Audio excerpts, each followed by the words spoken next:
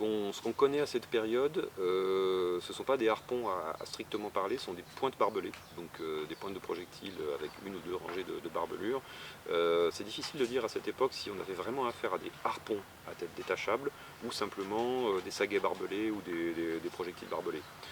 Et ce qui est frappant aussi, c'est que pour le coup, aucune de ces pièces n'est fabriquée en os de baleine, on n'en connaît aucun.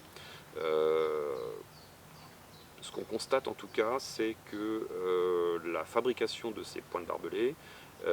commence peu de temps après la fin de la période où on fabrique des objets en os de baleine. En fait, ce sont des choses qui sont chronologiquement distinctes. En gros, il y a une transition autour de 16 000 avant le présent, où les objets en os de baleine qui étaient fabriqués depuis plusieurs millénaires cessent de se diffuser, en tout cas on ne les trouve plus dans les sites archéaux, et c'est à peu près à la même période que les pointes barbelées apparaissent, sans qu'il y ait forcément de lien entre ces deux événements, mais en tout cas ce sont deux choses qui se succèdent. Et les pointes barbelées vont se trouver aussi bien sur des sites proches du littoral, relativement proches du littoral, comme les sites de la côte cantabrique en Espagne, que dans des sites beaucoup plus à l'intérieur des terres, comme dans le Périgord,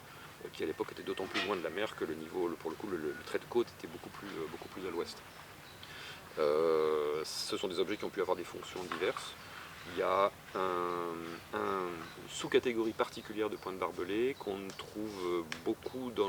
uniquement sur la côte cantabrique et beaucoup dans les Asturies,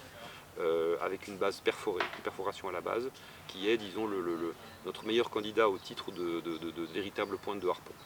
Donc, il n'est pas impossible que sur la côte nord de l'Espagne, il y ait une adaptation technique particulière de ces pointes qui, pour le coup, a peut-être été spécialement pensée pour la capture d'animaux aquatiques.